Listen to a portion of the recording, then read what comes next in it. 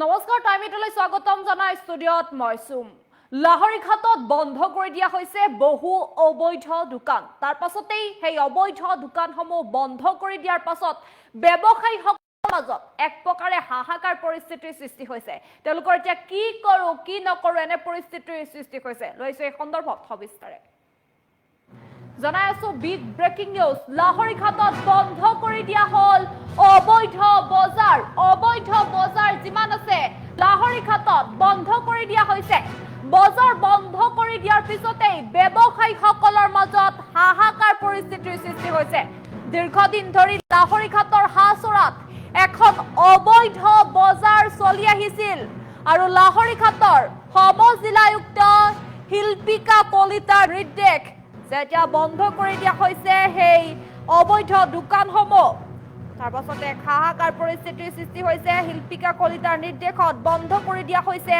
অবৈধ বজাৰ চৰকাৰে অনুমোদন কৰি নিৰ্দিষ্ট কৰি দিয়া ঠাইতে বহিব পাৰিব বজাৰসমূহ জনাই আছো আমি এই মুহূৰ্তৰ সেই বিগ ব্ৰেকিং নিউজ কিদৰে এতিয়া লাহৰীঘাটত বন্ধ কৰি দিয়া হৈছে বহু অবৈধ বজাৰ কিয়নো দীৰ্ঘদিন ধৰি লাহৰীঘাটৰ হাচৰাত চলি আহিছিলে অবৈধ বজাৰ তাৰ বাবে এতিয়া বজাৰ বন্ধ কৰি দিয়াৰ পাছতেই ব্যৱসায়ীসকলৰ মাজত হাহাকাৰ পৰিস্থিতিৰ সৃষ্টি হোৱা পৰিলক্ষিত হৈছে লাহৰীঘাটৰ সমজিলায়ুক্ত শিল্পিকা কলিতাৰ নিৰ্দেশ যে বন্ধ কৰি দিয়া হৈছে অবৈধ বজাৰ শিল্পিকা কলিতাৰ নিৰ্দেশত যিসমূহ অবৈধ বজাৰ আছে সেই অবৈধ বজাৰসমূহ এতিয়া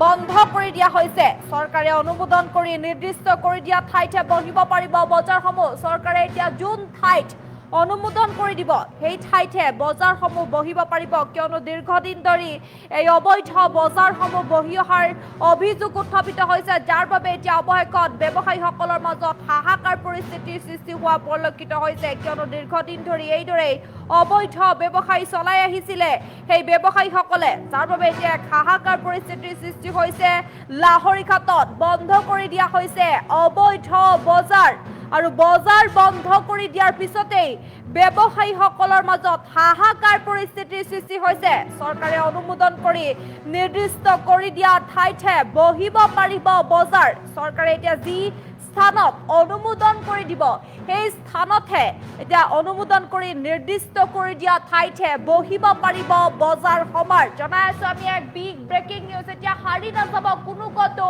অবৈধ বজাৰ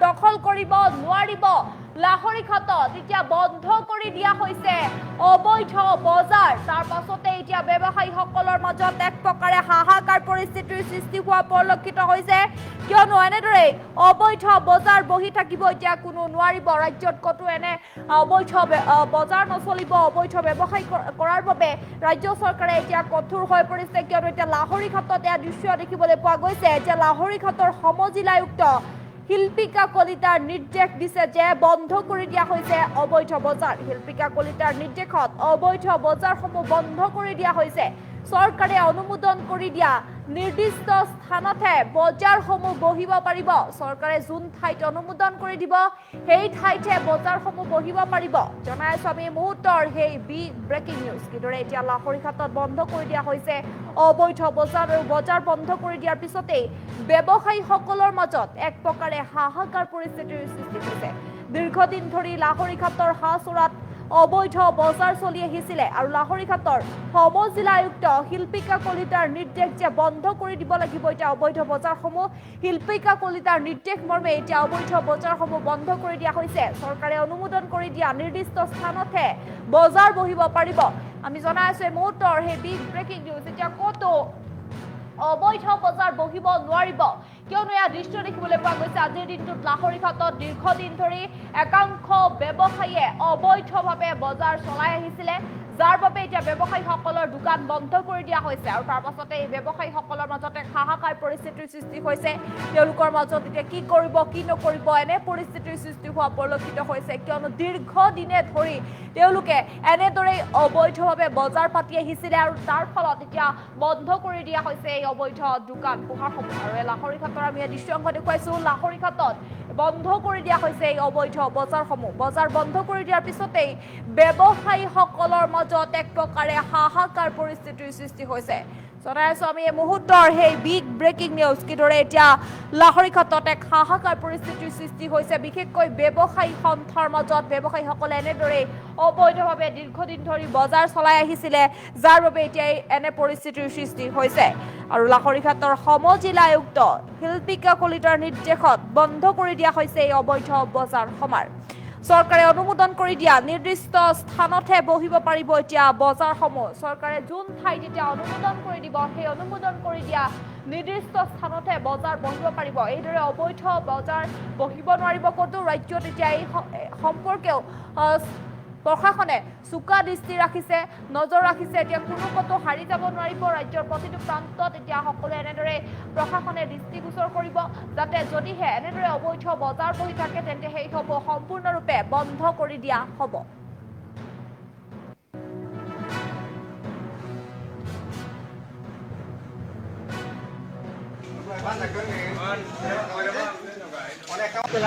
আমাৰ বহুদিনেৰ দাবি আছিলে, যেহেতু হাঁচৰা সমূহ ৰাইজৰ স্বাৰ্থত দ্বি-সাপ্তাহিক বজাৰ দিছিলে, তাৰ দিয়াৰ পিছৰ পৰা বজাৰখন চলা নাই। যেহেতু অবৈধ বজাৰ এখন চলি আছে, জোৰ জুলুম কৰি সিহঁতে মাচুল সংগ্ৰহ কৰিছে। আজি যোৱাকালি আমাৰ লাহৰীঘাট CDC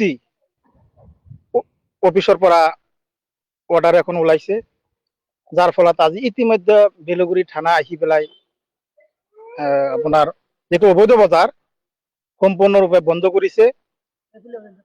আৰু আমি এইটোৰ কাৰণে বেলগুৰি থানা আৰু লাহৰীঘাট CDC মেমক আমি অশেষ ধন্যবাদ দিছো।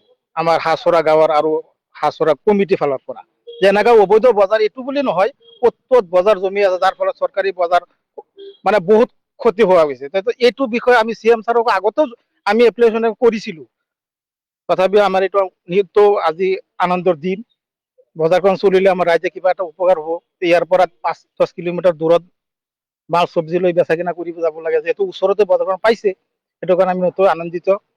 আৰু এনেকুৱা অফিচাৰে কৈছে যে তাত আৰু যাতে কোনো দিনো বহিব নোৱাৰে, সেইটো কাৰণে সেইখিনিয়ে। আৰু বজাৰখন আৰু ধৰক চালাম, এইকেইটা নাম চালাম, ফজলুল, ইয়াছিন আৰু কেইটামান দালাল আৰু কিছুমান দালাল চক্ৰ লাগি তাৰ পৰা মাচুল সংগ্ৰহ কৰি খাই আজি বছৰ ধৰি মাচুল খাই আছে।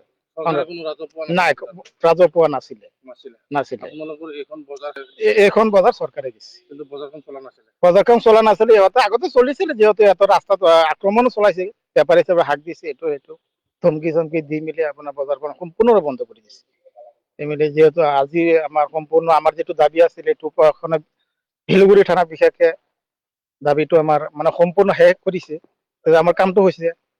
সেইটো কাৰণে বেলগুৰি থানাক মানে অশেষ ধন্যবাদ। আৰু আমাৰ বহুদিনৰ দাবী আছিলে, যেহেতু হাঁচৰা সমূহ ৰাইজৰ স্বাৰ্থত দ্বি-সাপ্তাহিক বজাৰ দিছিলে, তাৰ দিয়াৰ পিছৰ পৰা বজাৰখন চলা নাই। যেহেতু অবৈধ বজাৰ এখন চলি আছে, জোৰ জুলুম কৰি সিহঁতে মাচুল সংগ্ৰহ কৰিছে। আজি যোৱাকালি আমাৰ লাহৰীঘাট CDC অফিচৰ পৰা অৰ্ডাৰ এখন ওলাইছে, যাৰ ফলত আজি ইতিমধ্যে বেলগুৰি থানা আহি পেলাই আপোনাৰ যেটো অবৈধ বজাৰ সম্পূৰ্ণৰূপে বন্ধ কৰিছে। আৰু আমি এইটোৰ কাৰণে বেলগুৰি থানা আৰু লাহৰীঘাট CDC মেমক আমি অশেষ ধন্যবাদ দিছো, আমাৰ হাঁচৰা গাঁৱৰ আৰু হাঁচৰা কমিটি ফালৰ পৰা। যে এনেকা অবৈধ বজাৰ এইটো বুলি নহয়, ক'ত বজাৰ জমি আছে, যাৰ ফলত চৰকাৰী বজাৰ মানে বহুত ক্ষতি হোৱা গৈছে। এইটো বিষয়ে আমি CM ছাৰক আগতেও আমি এপ্লিকেশ্যন কৰিছিলো, তথাপিও আমাৰ এইটো আজি আনন্দৰ দিন। বজাৰখন চলিলে আমাৰ ৰাইজে কিবা এটা উপকাৰ হ'ব। ইয়াৰ পৰা 5-10 কিলোমিটাৰ দূৰত মাল চব্জি লৈ বেচা কিনা কৰিব যাব লাগে, যেহেতু ওচৰতে বজাৰখন পাইছে, সেইটো কাৰণে আমি অতি আনন্দিত। আৰু এনেকুৱা অফিচাৰে কৈছে যে তাত আৰু যাতে কোনো দিনো বহিব নোৱাৰে, সেইটো কাৰণে সেইখিনিয়ে। আৰু বজাৰখন আৰু ধৰক চালাম, এইকেইটা নাম চালাম, ফজলুল, ইয়াছিন আৰু কেইটামান দালাল আৰু কিছুমান দালাল দ্বি-সাপ্তাহিক বজাৰ আমাৰ 1 বছৰ ধৰি আমি টেণ্ডাৰ দিছো, কিন্তু এতিয়ালৈকে আমি 1 টকাও মানে মাচুল উঠাব পৰা নাই। যেহেতু হাৰচৰা এটা বজাৰৰ সিহঁতে কি কৰিছে, মাচুল সংগ্ৰহ কৰিছে, যিটো নেকি অবৈধ বজাৰ, তাত কোনো টেণ্ডাৰ দিয়া নাই। কিন্তু আমি টেণ্ডাৰ দিয়াৰ পিছতো এতিয়ালৈকে এক টকাও খাজনা এতিয়ালৈকে উঠাব পৰা নাই। আমাৰ এতিয়া এই যোৱাকালি যিটো আমাৰ লাহৰীঘাট CDC মেমে যিটো আমাক দিলে, অৰ্ডাৰ দিলে, এতিয়া আমাৰ আৰু বেলগুৰি থানাৰ আৰক্ষী বিষয়াসকল আহি এইটো মানে সম্পূৰ্ণৰূপে মানে সেই বজাৰটো অবৈধ বুলি বন্ধ কৰি দিলে।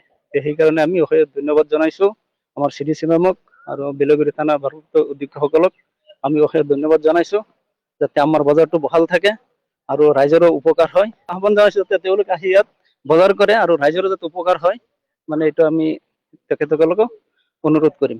দ্বি-সাপ্তাহিক বজাৰ আমাৰ এক বছৰ ধৰি আমি টেণ্ডাৰ দিছো, কিন্তু এতিয়ালৈকে আমি এক টকাও মানে মাচুল উঠাব পৰা নাই। যিহেতু হাৰচৰা এই বজাৰে সিহঁতে কি কৰিছে, মাচুল সংগ্ৰহ কৰিছে, যিটো নেকি অবৈধ বজাৰ, তাত কোনো টেণ্ডাৰ দিয়া নাই। কিন্তু আমি টেণ্ডাৰ দিয়াৰ পিছতো এতিয়ালৈকে এক টকাও খাজনা এতিয়ালৈকে উঠাব পৰা নাই। আমাৰ এতিয়া এই যোৱাকালি যিটো আমাৰ লাহৰীঘাট CDC মেমে যিটো আমাক দিলে, অৰ্ডাৰ দিলে, এতিয়া আমাৰ আৰু বেলগুৰি থানাৰ আৰক্ষী বিষয়াসকল আহি এইটো মানে সম্পূৰ্ণৰূপে মানে সেই বজাৰটো অবৈধ বুলি বন্ধ কৰি দিলে। সেইকাৰণে আমি অশেষ ধন্যবাদ জনাইছো আমাৰ CDC মেমক আৰু বেলগুৰি থানাৰ ভাৰপ্ৰাপ্ত অধীক্ষকসকলক আমি অশেষ ধন্যবাদ জনাইছো, যাতে আমাৰ বজাৰটো বহাল থাকে আৰু ৰাইজৰো উপকাৰ হয়। আহ্বান জনাইছো যাতে তেওঁলোকে আহি ইয়াত বজাৰ কৰে আৰু ৰাইজৰো যাতে উপকাৰ হয়, মানে এইটো আমি তেখেতসকলকো অনুৰোধ কৰিম। দ্বি-সাপ্তাহিক বজাৰ আমাৰ এক বছৰ ধৰি আমি টেণ্ডাৰ দিছো, কিন্তু এতিয়ালৈকে আমি এক টকাও মানে মাচুল উঠাব পৰা নাই। যিহেতু হাৰচৰা এই বজাৰে সিহঁতে কি কৰিছে, মাচুল সংগ্ৰহ কৰিছে, যিটো নেকি অবৈধ বজাৰ, তাত কোনো টেণ্ডাৰ দিয়া নাই।